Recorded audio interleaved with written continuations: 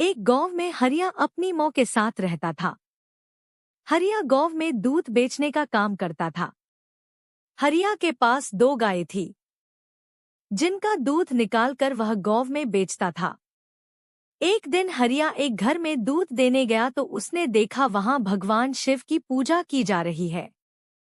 हरिया ने अपनी माँ को मंदिर जाते तो कई बार देखा था, लेकिन घर पूजा करते हुए कभी नहीं देखा। श्रावण शिवरात्रि, सोमवती अमावस्या, गणेश जी और अंधा भिखारी। हरिया: मालिक, यह आप घर पर पूजा क्यों कर रहे हैं? मालिक: हरिया, तुम्हारे घर में पूजा नहीं होती क्या? आज सावन का सोमवार है, इसलिए भगवान शिव की पूजा की जा रही है। इसके बाद हम सब मंदिर जाएंगे और पूरा दिन उपवास रखेंगे।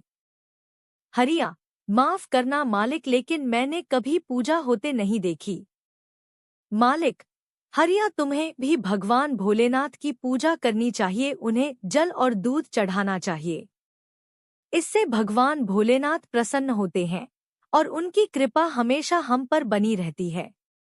हरिया: मालिक, मैं आज ही अपनी माँ से इस बारे में बात करता हूँ। हरिया वहां से सीधा अपने घर आ जाता है। हरिया: माँ, तुम घर में पूजा क्यों नहीं करती?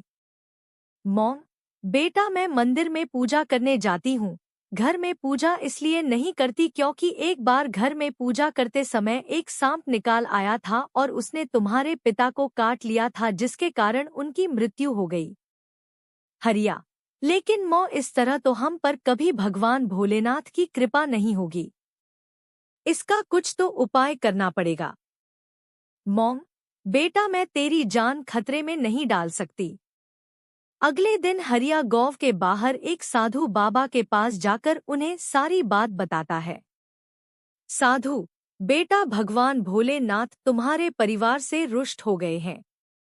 अब इसका एक ही उपाय है कि तुम्हारा विवाह पक्का किया जाए और विवाह के बाद तुम्हारी पत्नी तुम्हारे घर में शिवजी की पूजा करे। यदि वह सच्चे मन से पूजा करेगी तभी तुम श्राप मुक्त हो सकते हो, लेकिन इसमें तुम्हारी जान को खतरा है।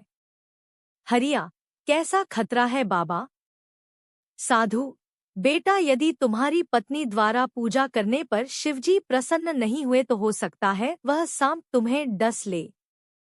लेकिन तुम यह बात विवाह से पहले लड़की को बता देना। यदि वह यह सब सुनकर विवाह के लिए तैयार हो तभी आगे बढ़ना।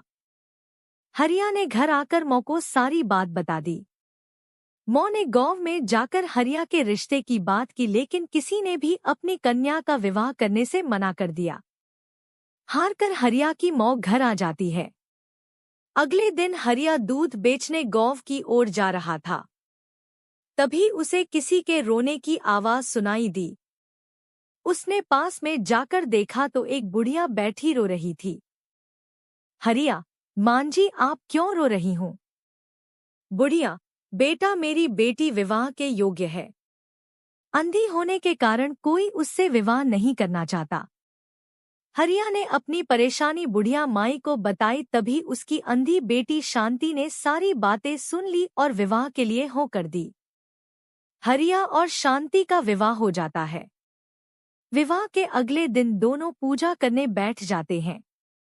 शांति पूजा करती है।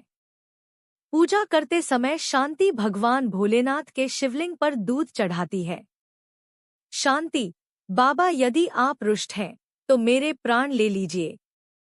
प्रार्थना करके शांति जैसे ही आंख खोलती है उसे सब कुछ दिखाई देने लगता है। यह देखकर हरिया बहुत प्रसन्न होता है। उस दिन से दोनों भगवान शिव की पूजा करने लगते हैं।